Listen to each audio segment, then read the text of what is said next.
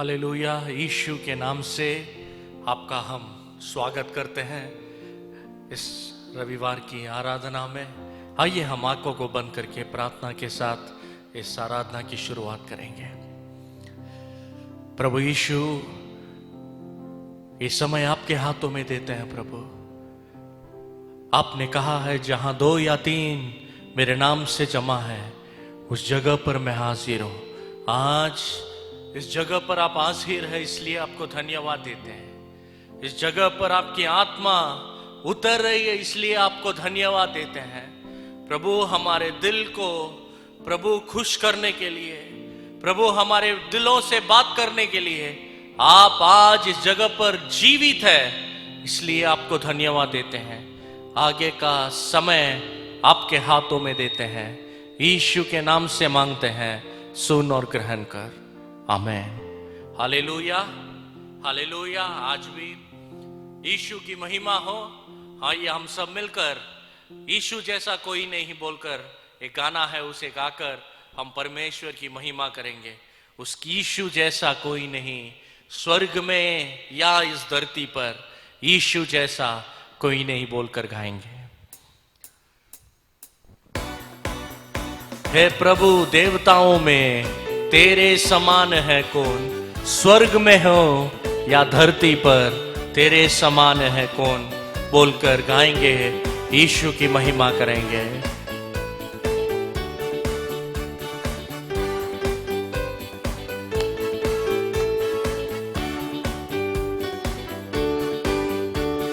हे प्रभु, देवताओं में तेरे समान है कौन, स्वर्ग में हो या धरती पर तेरे समान है कौन।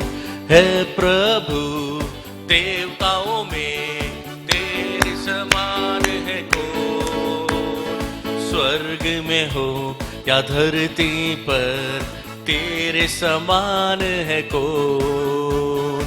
यीशु जैसा कोई नहीं, यीशु जैसा कोई नहीं, यीशु जैसा कोई नहीं, यीशु जैसा कोई नहीं, स्वर्ग में हो या धरती पर तेरे समान है कौन, स्वर्ग में हो या धरती पर तेरे समान है कौन। है प्रभु, है प्रभु, देवताओं में तेरे समान है कौन, स्वर्ग में हो या धरती पर तेरे समान है कौन। हे प्रभु, देवताओं में तेरे समान है कौन, स्वर्ग में हो या धरती पर तेरे समान है कौन। यीशु जैसा, यीशु जैसा कोई नहीं, यीशु जैसा कोई नहीं, यीशु जैसा कोई नहीं, यीशु जैसा कोई नहीं, स्वर्ग में हो या धरती पर तेरे समान है कौन, स्वर्ग में हो या धरती पर तेरे समान है कौन। दूतों के भोजन से अपने लोगों को तृप्त किया, दूतों के भोजन से अपने लोगों को तृप्त किया। तेरे जैसा है न कोई जो प्रेम करे अपने लोगों से, तेरे जैसा है न कोई जो प्रेम करे अपने लोगों से। यीशु जैसा कोई नहीं, यीशु जैसा कोई नहीं, यीशु जैसा कोई नहीं, यीशु जैसा कोई नहीं, स्वर्ग में हो या धरती पर तेरे समान है कौन, स्वर्ग में हो या धरती पर तेरे समान है कौन। पाप का दाग मिटाने बहाया पावन लहू, पाप का दाग मिटाने बहाया पावन लहू। तेरे जैसा है न कोई जो बलिदान हुआ, तेरे जैसा है न कोई जो बलिदान हुआ। यीशु जैसा कोई नहीं, यीशु जैसा कोई नहीं, यीशु जैसा कोई नहीं, यीशु जैसा कोई नहीं। स्वर्ग में हो या धरती पर तेरे समान है कौन। स्वर्ग में हो या धरती पर तेरे समान है कौन। मृत्यु का बंधन खोला, पाताल के फाटक को जीता। मृत्यु का बंधन खोला, पाताल के फाटक को जीता। तेरे जैसा है न कोई जो मृत्युंजय जो हुआ, तेरे जैसा है न कोई जो मृत्युंजय जो हुआ। यीशु जैसा कोई नहीं, यीशु जैसा कोई नहीं, यीशु जैसा कोई नहीं, यीशु जैसा कोई नहीं। स्वर्ग में हो या धरती पर तेरे समान है कौन। स्वर्ग में हो या धरती पर तेरे समान है कौन। स्वर्ग में हो, स्वर्ग में हो या धरती पर तेरे समान है कौन। हालेलुया। यीशु जैसा कोई नहीं है बोलकर हम गाएं, उसके जैसा कोई नहीं हमें छुड़ाने के लिए, हमारे साथ में रहने के लिए, हमें बचाने के लिए, उसके जैसा और कोई भी नहीं है। वही हम गाएं, पाताल के फाटक को जीता, मृत्यु का बंधन तोड़ा। है ना, आज इस दुनिया में हर व्यक्ति एक मृत्यु का दिन के बारे में हर व्यक्ति सोचकर डरता है। हम जब भी किसी के चले जाने की खबर सुनते हैं, हमारा दिल भर जाता है, क्योंकि हमें उस व्यक्ति पर तरस आता है कि उसके साथ क्या हुआ, उसने जो लोगों को छोड़कर गया उनका क्या होगा, ये सोचकर तरस खाते हैं। और दूसरी बात, हमें भी ऐसा ही कुछ होगा बोलकर बहुत से लोग डर में जीते हैं। उस मृत्यु के डर को कोई नहीं तोड़ सकता। ये दुनिया में कोई मनुष्य नहीं तोड़ सकता। कोई मनुष्य उस मृत्यु के भय से हमें आजाद नहीं कर सकता। लेकिन परमेश्वर का पुत्र यीशु, जो आपके लिए मेरे लिए इस दुनिया में आया था, उसने उस मृत्यु को हराया, मृत्यु को हराया और मृत्युंजय हुआ, मृत्यु से जी उठा। आज भी वो जीवित है, आज भी वो जीवित है। वही हम गाते हैं, मृत्यु का बंधन तोड़ा, पाताल का फाटक को जीता। मृत्यु का बंधन को यीशु ने तोड़ा। उस मृत्यु जिसने सब लोगों को बांध कर रखा था, जिसके डर से सब लोग कांप रहे थे, उस मृत्यु से परमेश्वर ने हमें आजाद किया। क्योंकि जब वो जी उठा, उसने कहा, मैं जैसे जी उठा वैसे तुम भी अगर मुझ पर विश्वास करोगे तो एक दिन जी उठेंगे, एक दिन जी उठेंगे। वो भरोसा के साथ हम गा सकते हैं। आइए हम मिलकर गाएं, मृत्यु का बंधन खोला, फाटक का, बादल का फाटक को जीता। तेरे जैसा है न कोई जो मृत्युंजय जो हुआ बोलकर गाएंगे।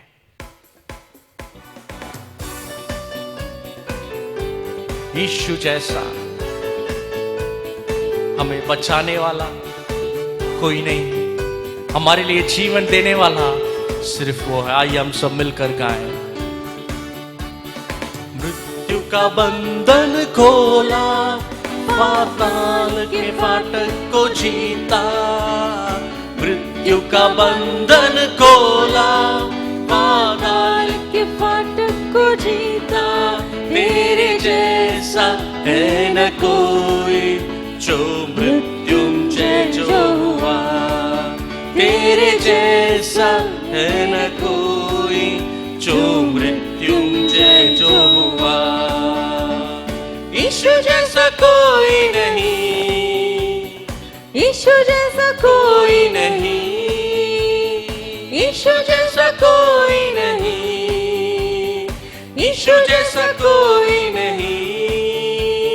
स्वर्ग में हो या धरती पर, तेरे समान है कौन। स्वर्ग में हो या धरती पर, तेरे समान है कौन। है प्रभु देवताओं में, तेरे समान है कौन। स्वर्ग में हो या धरती पर, तेरे समान है कौन। है प्रभु देवताओं में, तेरे समान है कौन।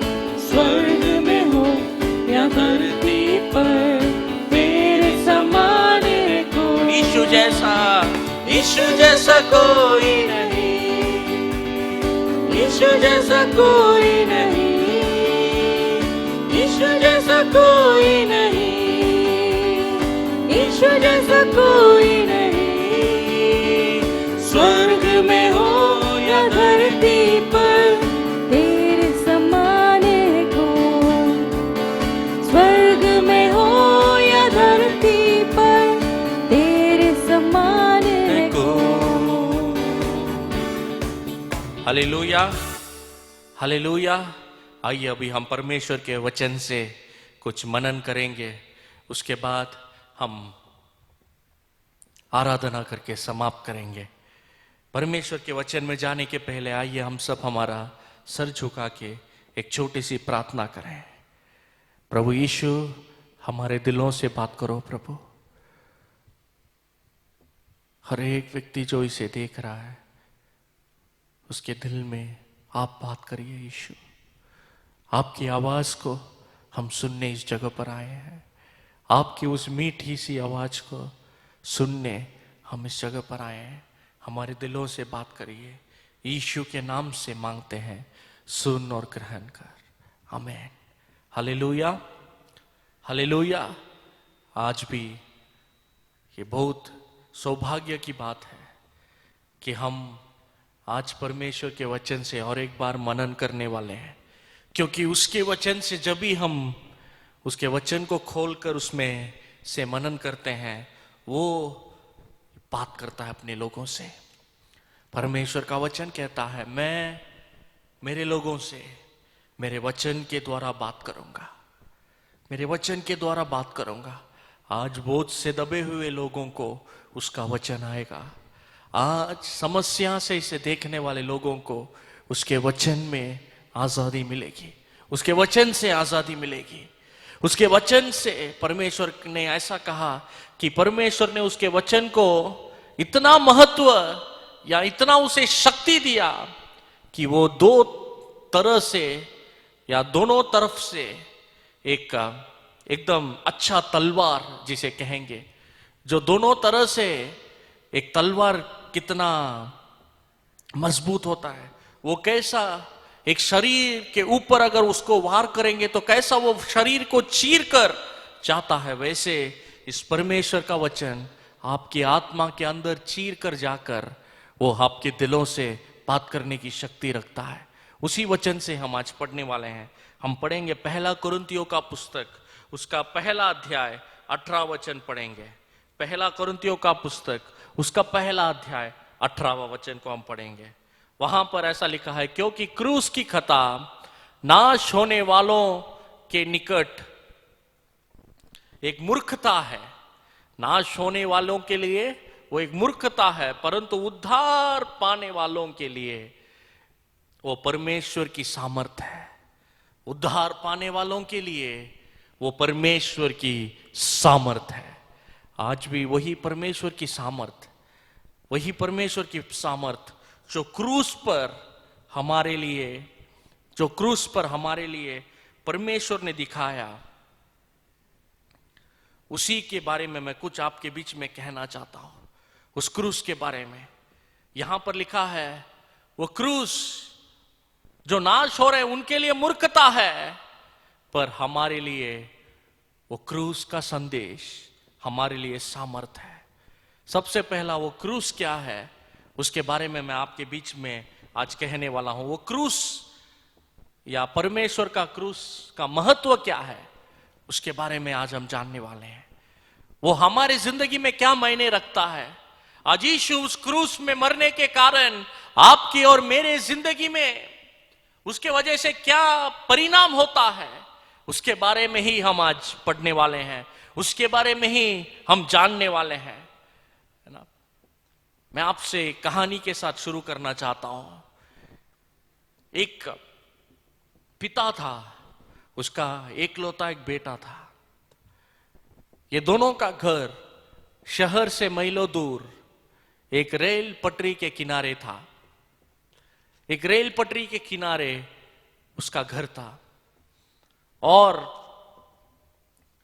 वो पिता का काम क्या था, वो रेलवे के पुल की मरम्मत करना, और वो रेलवे के पुल को निश्चय करना कि हर रेलगाड़ी उस रेल की पटरी से सुरक्षित निकलती है करके उसका निश्चय करना ही उसका काम था। और उस इलाके में जहां पर ये पिता तैनात था, वहां पर एक पुल पड़ती थी, रेल की पटरी में एक पुल पड़ती थी, और वो पुल में सिर्फ रेलगाड़ी नहीं, पर वो पुल के नीचे पानी का जहाज भी जाता था। इसीलिए वो पुल ऐसा निर्माण किया गया था, जब रेल जाएगा तब वो पुल ऐसा रहेगा, रेल वो पुल में से निकल जाएगा, और जब रेल चला जाएगा पानी में जहाज को जाने के लिए वो रेल की पटरी ऐसी खुलती थी दोनों तरफ, और बीच में से जहाज जाता था। और उस पिता का काम था ये निश्चय करना कि जब रेल आती है तब वो पटरी ऐसा रहे ताकि रेल सुरक्षित गुजरे, और रेल गुजरने के बाद नीचे जो भी नाव है, जो भी पानी में जो जहाज जाता है, पानी जहाज, उसको उसके लिए जगह बनाने के लिए वो उस रेल की पटरी को खोल देता था। ऐसा होता था, और वहां पे से हर जहाज जाता था। और वो पिता और वो बेटा, वो पुल के किनारे में ही उनका घर था, और वो पिता हमेशा अपने बेटे से कहता, बेटा जहां भी जाकर खेलना है खेलो, जिधर भी जाकर खेलना है खेलो, आपके घर में, आपके घर के बाहर जहां खेलना है वहां खेलो, लेकिन उस पुल के पास मत जाना, उस पुल के पास मत जाना। क्योंकि उस पिता को मालूम था कि अगर उसका बेटा पुल में चला गया और अचानक रेल की आने का समय हो जाता है, तो अपना बेटे को खोने की समस्या हो सकती है बोलकर उसके बेटे ने उसके पिता ने बहुत चौकस के साथ उसके बेटे की तरफ वो ध्यान देने लगा। एक दिन ऐसी समय बीतता गया कि एक दिन अचानक पिता अपने घर में कुछ काम कर रहा था, बेटा बाहर खेल रहा था, और उस बेटे को उस पुल के ऊपर एक बहुत सुंदर सा एक तितली दिखा, और वो तितली का पीछा करते करते, वो तितली के पीछे होते होते वो पुल पर चढ़ गया, और पुल के बीचों बीच आकर वो खेलने लगा। उस पुल के बीचों बीच आकर खेलने लगा। उसके पिता घर में है, उनको मालूम नहीं ये बेटा की अब मेरा बेटा उस पुल के ऊपर चढ़कर खेल रहा है, अचानक उसके पिता को खबर आती है कि जोर से एक रेल गुजरने वाली है, जल्दी से उस फाटक को बंद करो, जल्दी से फाटक को बंद करो, वहां से एक रेल गुजरने वाली है बोलकर तुरंत उसका पिता दौड़ कर जाता है और वहां पर जाकर उस रेल की पटरी का जो जो जो ब्रिज है, जो पुल है, उसे नीचे उतरना ही शुरू करता है। वहां से उसकी बेटे की गूंज आती है, पिता मैं यहां पर फंसा हूं, आप नीचे मत करिए, मैं मर जाऊंगा। अगर आप नीचे करेंगे तो मैं दोनों पुल के बीच में आकर मर जाऊंगा बोलकर वहां से वो बेटा जोर जोर से चिल्लाने लगा। और इस तरफ उसका पिता मुड़कर देखा तो वहां से जोर से कू आवाज करते हुए रेल की गाड़ी, रेल डब्बों के साथ बहुत जोर से आ रही है, इंजन उसकी तरफ। उसके पिता को मालूम नहीं क्या करना, एक तरफ अपना बेटा, दूसरी तरफ हजारों की संख्या में लोग, उस रेल में सफर करते हुए लोग। वो पिता ने अपने आंखों को बंद किया, उसने सोचा मेरा एक बेटे की बलि चढ़ाएंगे तो भी ठीक है, ये 100 से ज्यादा जो लोग रेलगाड़ी में हैं उनकी सुरक्षा करना मेरा काम है, लेकिन मेरा बेटा तो फंस गया बोलकर अपने बेटे को न देखते हुए उस पुल को नीचे करता है। उसका बेटा जोर जोर से चिल्लाता है, पिता ऐसा मत करो, मेरे साथ नाइंसाफी मत करो, मुझे बचाओ बोलकर वो चिल्लाता है। लेकिन उसके पिता उस रेलगाड़ी को देखता है, उस रेलगाड़ी में कितने ज्यादा लोग हैं उन्हें देखता है और वो उस पुल को नीचे करता है। और जैसे वो पुल नीचे आता है उसका बेटा की आवाज एकदम शांत हो जाती है और वहां से रेल तेजी के रफ्तार से उस पुल से गुजर जाती है। और वो पिता देखता है उस रेल के अंदर जो उसके बेटे जैसा छोटा छोटा बच्चे, जवान लोग, बुजुर्ग लोग सब हंसते खेलते हुए उस रेल में सफर कर रहे थे। और उसके दिल में बहुत बड़ी चोट आई, वो रोने लगा कि मुझे मेरे बेटे की बलिदान देना पड़ा, लेकिन उस बलिदान की वजह से कहीं 100 लोगों की जान बच गई। आपको मालूम है परमेश्वर ने क्रूस पर भी ऐसा ही कुछ किया। वो जो पुल था वो पुल क्रूस के समान था, लेकिन सिर्फ एक फर्क था, उस पुल पर जो व्यक्ति था वो परमेश्वर का पुत्र था जिसने कभी कुछ पाप नहीं किया, जिसने कभी कुछ पाप नहीं किया। उस पुल में मनुष्य, मानव जाति पाप करने के वजह से परमेश्वर से दूर होने की वजह से परमेश्वर ने अपना संतान भेजा। वो पुल के समान वो परमेश्वर का संतान आकर अपना जीवन देकर क्रूस पर अपना जीवन देकर उसने हमें बचाया। वही क्रूस का मतलब है। क्रूस का पहला मतलब है, पर में वही ये वचन कहता है, जो परमेश्वर के लोग हैं उनके लिए वो सामर्थ है। सबसे पहला क्रूस हमारे लिए सामर्थ का चिन्ह है, क्योंकि वहां पर हमारे दुर्बलता के लिए, हमारी दुर्बलता के लिए उस यीशु को मारा गया। आपसे मैं कहता हूं, कुछ बातों को मैं कहना चाहता हूं क्रूस के बारे में। अगर आज इस दुनिया में कोई भी व्यक्ति अपने परिवार का परिवार में से कोई भी व्यक्ति अगर अपना परिवार के एक साथी को या परिवार में से एक व्यक्ति को अगर वो सेना में भेज रहा है, सेना में, भारतीय सेना या किसी देश की सेना में भेज रहा है, तो वो क्या सोचकर भेजता है?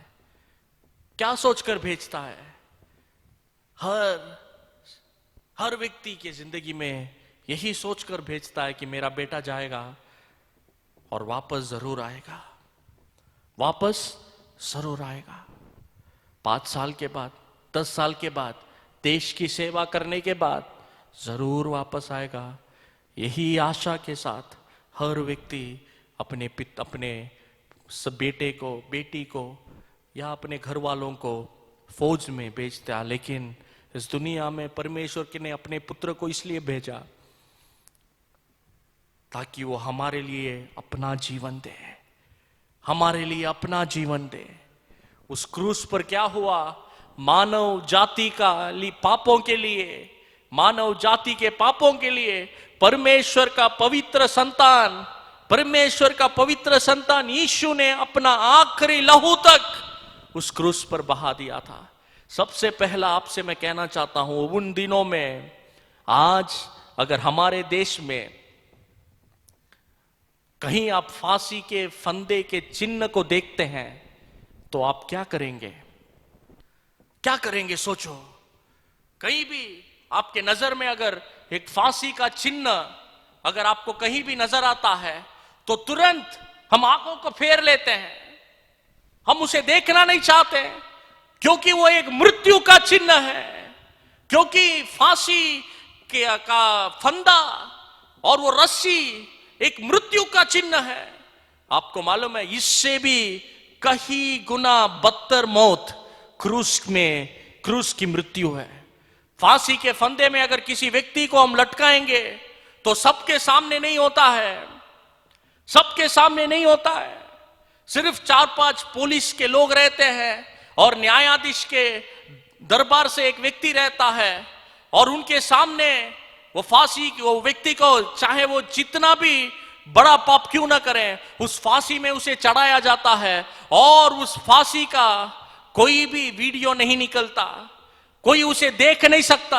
आप और हम चाह कर भी उसे देख नहीं सकते, उसके बारे में सिर्फ सुन सकते हैं, क्योंकि मृत्यु एक भयानक चीज है, कोई उसे देखना नहीं चाहता। और वो भी क्रूस की मृत्यु सबसे भयानक चीज थी। उन दिनों में सबसे पहला तो किसी को मारना है तो फतरवा करके मारते थे, अगर उससे भी ज्यादा गंभीर रीति से उसे मारना है तो कहीं और तरह से मारते थे। लेकिन किसी व्यक्ति को सबके सामने लज्जित करके उसे श्रापित होकर सबके सामने अगर उसकी बेइज्जती करनी रही तो उसे सबके सामने क्रूस पर चढ़ाते हैं। आपको मालूम है, यीशु की मृत्यु वैसे ही क्रूस पर हुआ। परमेश्वर का वचन कहता है, जब लोग रास्ते से जा रहे थे, यीशु को देख रहे थे, यीशु क्रूस पर टंगा हुआ एक पर्वत के ऊपर, गोलगदा करके एक पर्वत के ऊपर उसे टंगा कर रखा। सब लोग उसके तरफ देख रहे थे और देखकर अपना मुंह फेर कर जा रहे थे, वो उसे देखना भी नहीं चाहते थे, क्योंकि उतनी भयानक मृत्यु क्रूस की मृत्यु है। वो क्रूस का चिन्ह सबसे भयानक चिन्ह था, उसे कोई देखना भी नहीं चाहता था। लेकिन जिस दिन यीशु उस क्रूस पर मरा, उस दिन के बाद उस क्रूस का चिन्ह विजय का चिन्ह हो गया।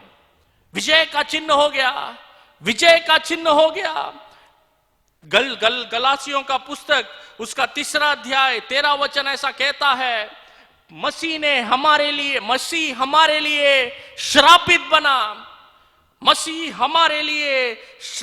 बना, क्योंकि लिखा है, काट पर लटकाया जाने वाला श्रापित है। क्योंकि परमेश्वर का वचन कहता है, जिसे भी लकड़ियां पर क्रूस पर चढ़ाया जाता है वो श्रापित है।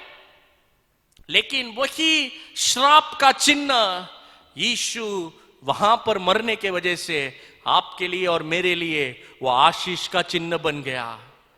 आज अगर किसी की शादी होती है तो वहां पर सबसे पहला वो दूल्हा और दुल्हन चलते हैं, उनके पहले एक व्यक्ति क्रूस को लेकर जाता है, क्योंकि वो क्रूस यीशु के मरने के वजह से एक आजादी का चिन्ह हो गया,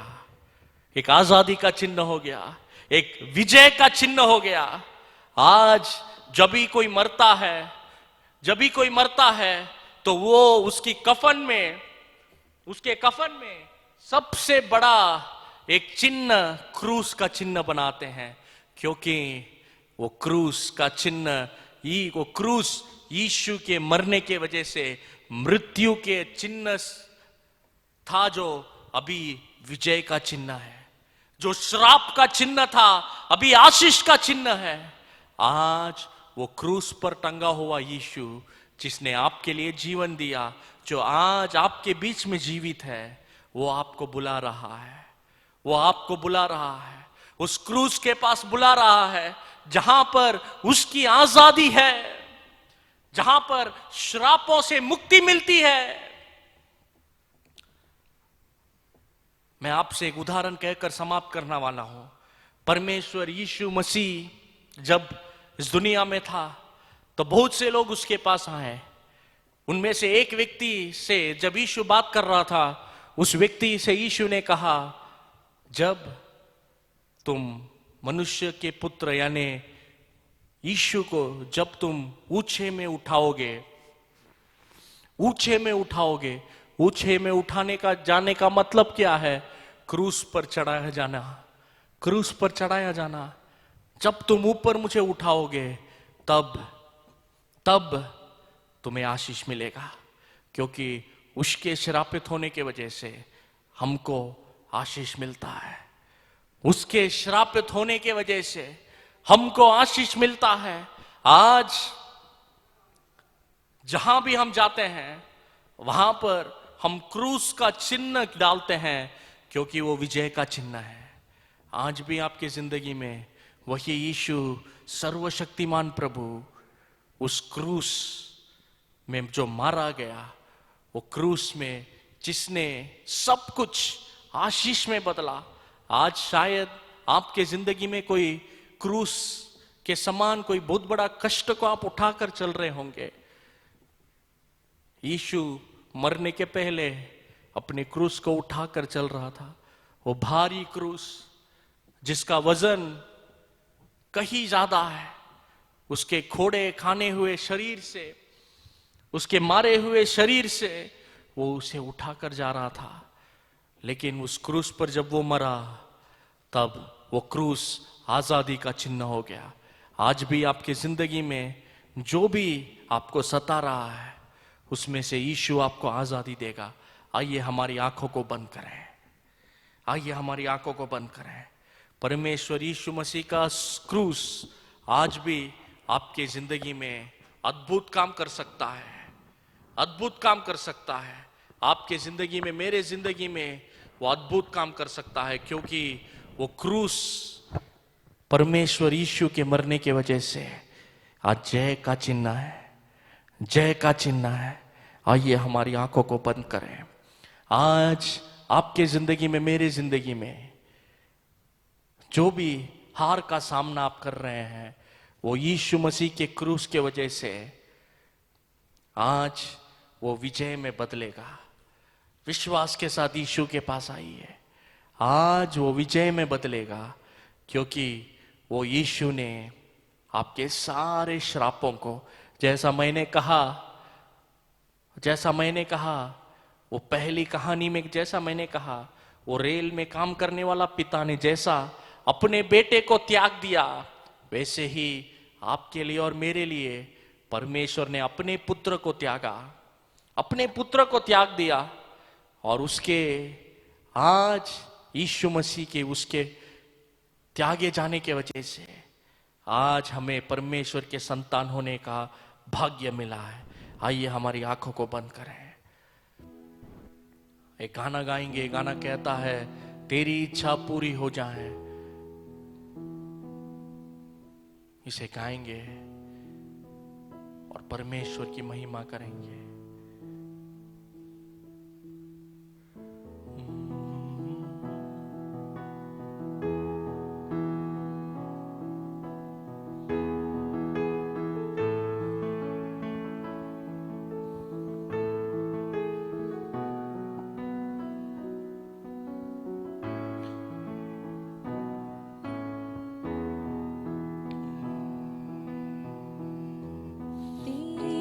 इच्छा पूरी हो जाए, हाथों में तेरे ये, मैं मिट्टी हूँ, तू है कुम्हार, मुझको उठा,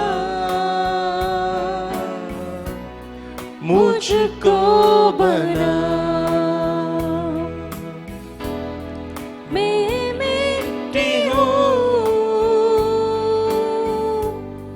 तू है कुम्हार, मुझको उठा, मुझको बना। अपनी मर्जी पर मैं रहा, तुझको कभी भी अपना ना कहा, लेकिन प्रभु आज से मैं तेरे क्रूस को ले लेता हूँ, लेकिन प्रभु आज से मैं तेरे क्रूस को ले लेता हूँ। जीवन मेरा तुम ही तो हो, साथी मेरा तुम ही बनो, मेरा आधार, मेरी चट्टान तुम ही तो हो, तुम ही रहो। मेरी आधार, मेरी चट्टान तुम ही तो हो, तुम ही रहो। तेरी इच्छा पूरी हो जाए, हाथों में तेरे जीवन है ये, मैं मिट्टी हूँ, तू है कुम्हार, मुझको उठा, मुझको बना। मैं मिट्टी हूँ, तू है कुम्हार, मुझको उठा, मुझको बना। प्रभु यीशु हर एक व्यक्ति जो इसे देख रहा है उसे आपके हाथों में देते हैं। आपकी सामर्थ, आपकी क्रूस की मृत्युंजय शक्ति, आपकी क्रूस की जय। प्रभु आपने क्रूस में जो हमारे प्रभु श्रापों को आशीषों में बदला, जो हमारे प्रभु लज्जित होने के उस प्रभु कहार से प्रभु हमें आदर दिया, प्रभु हमारे दर्द को आपके ऊपर लेकर हमें आजादी दिया। प्रभु उस सारे आशीषों को हम हर एक व्यक्ति के जिंदगी में बोलते हैं। धन्यवाद यीशु, सारा आदर गौरव महिमा आपको देते हैं, यीशु के नाम से मांगते हैं, सुन और ग्रहण कर, आमेन।